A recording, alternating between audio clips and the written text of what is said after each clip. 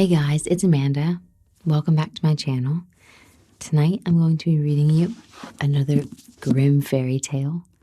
So grab your favorite hot drink, grab a blanket, curl up on the sofa, on your bed, wherever you're comfy, and get ready to relax.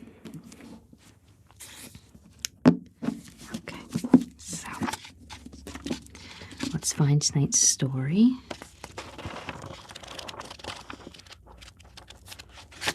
This will be a good one. Okay. So tonight we're going to read Snow White and Rose Red.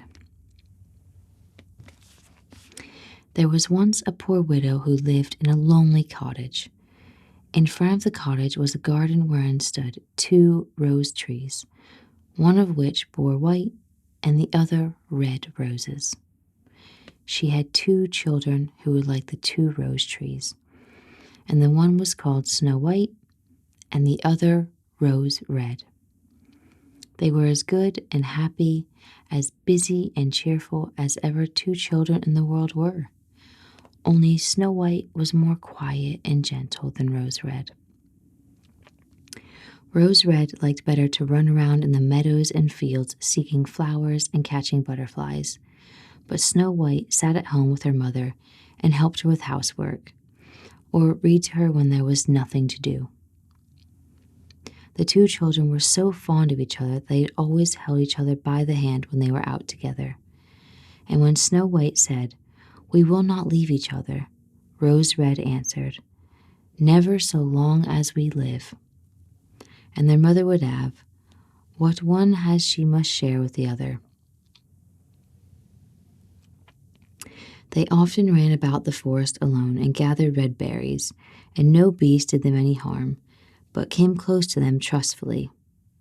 The little hare would eat a cabbage leaf out of their hands.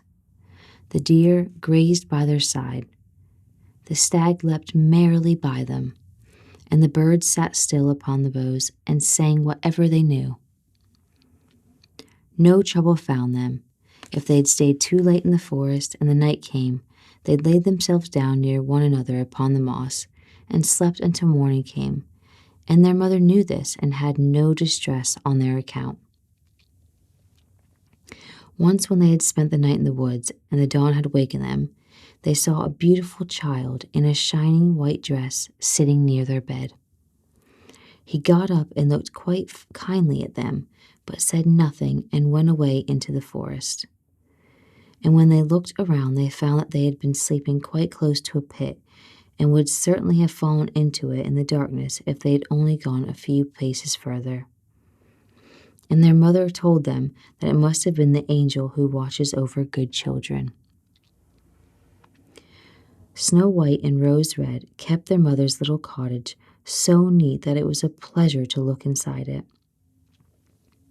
In the summer, Rose Red took care of the house, and every morning laid a wreath of flowers by her mother's bed. In the winter, Snow White lit the fire and hung the kettle on the hob. The kettle was of copper and shone like gold, so brightly was it polished. In the evening, when the snowflakes fell, Mother said, "Go, Snow White, and bolt the door."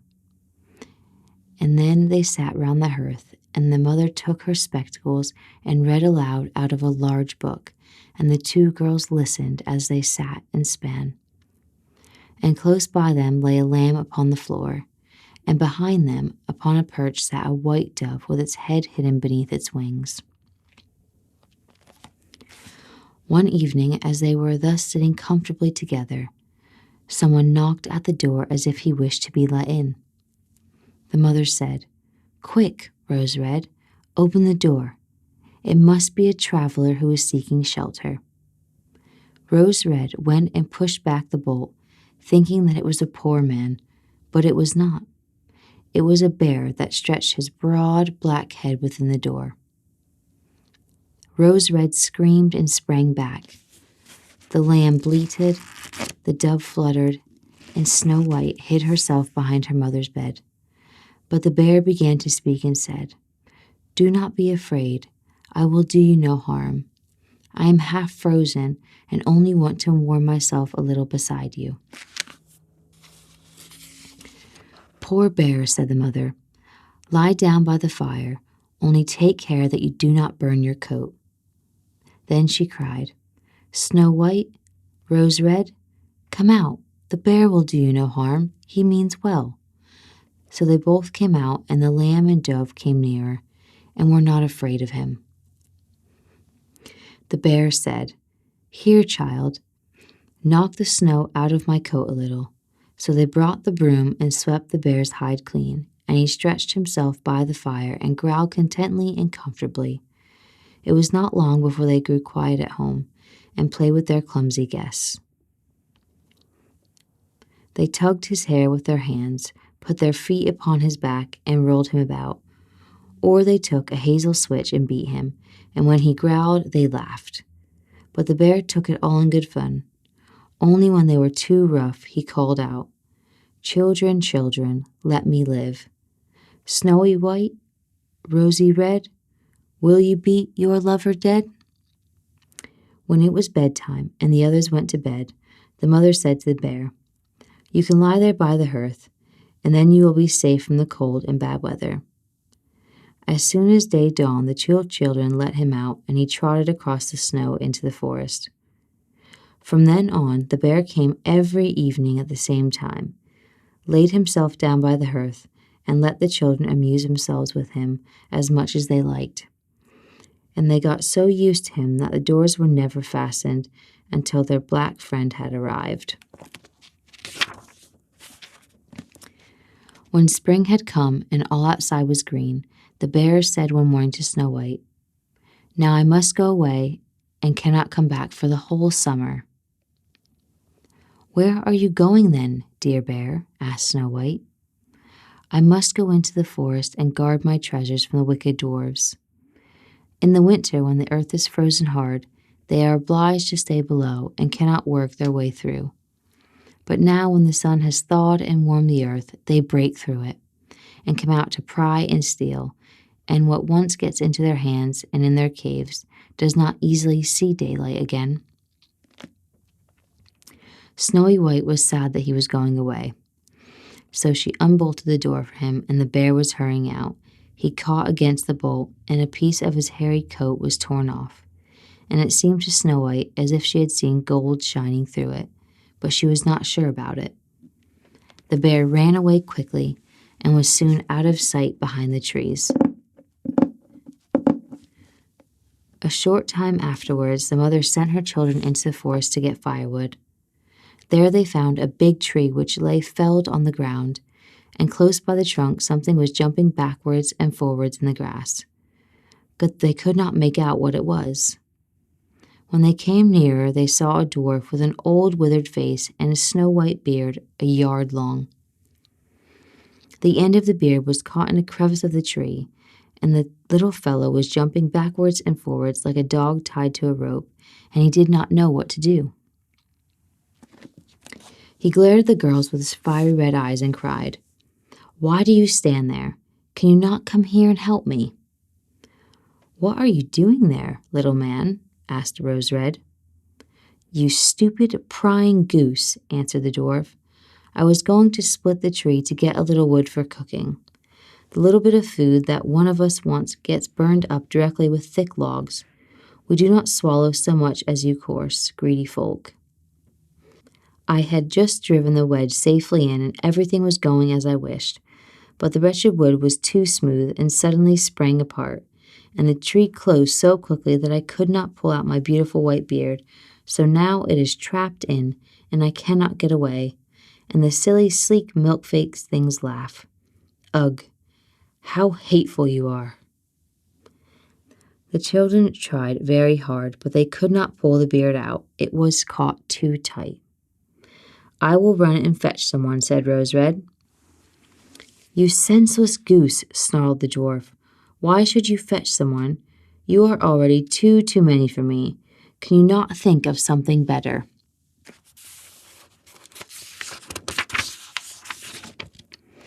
"Don't be impatient," said Snow White. "I will help you. and she pulled her scissors out of her pocket and cut off the end of the beard. As soon as the dwarf felt himself free, he laid hold of a bag which lay among the roots of the tree, and which was full of gold, and lifted it up, grumbling to himself, "Rude people, to cut off a piece of my fine beard. Bad luck to you." And then he swung the bag upon his back and went off without even once looking at the children. Sometime after that, Snow White and Rose Red went to catch a dish of fish. As they came near the brook, they saw something like a large grasshopper jumping towards the water as if it were going to leap in. They ran to it and found it was the dwarf. "Where are you going?" said Rose Red. "You surely don't want to go into the water." "I am not such a fool," cried the dwarf. "Don't you see that the accursed fish wants to pull me in?" The little man had been sitting there fishing, and unluckily the wind had twisted his beard with the fishing line. Just then a big fish bit, and the feeble creature had not strength to pull it out. The fish kept the upper hand and pulled the dwarf towards him. He held on to all the reeds and rushes, but it was of little good. He was forced to follow the movements of the fish and was in urgent danger of being dragged into the water. The girls came just in time. They held him fast and tried to free his beard from the line. But all in vain. Beard and line were entangled fast together. Nothing was left but to bring out the scissors and cut the beard, whereby a small part of it was lost. When the dwarf saw that, he screamed out, "Is that civil, you toadstool, to disfigure one's face? Was it not enough to clip off the end of my beard? Now you have cut off the best part of it. I cannot let myself be seen by my people. I wish you had been made to run the soles off your shoes." Then he took out a sack of pearls, which lay in the rushes, and without saying a word more, he dragged away and disappeared behind a stone. It happened that soon afterwards the mother sent the two children to the town to buy needles and thread, and lace and ribbons. The road led them across a pasture with huge pieces of rock laying strewn here and there. Now they noticed a large bird hovering in the air, flying slowly around and above them. It sank lower and lower, and at last settled near a rock not far off. Directly afterwards they heard a loud, piteous cry.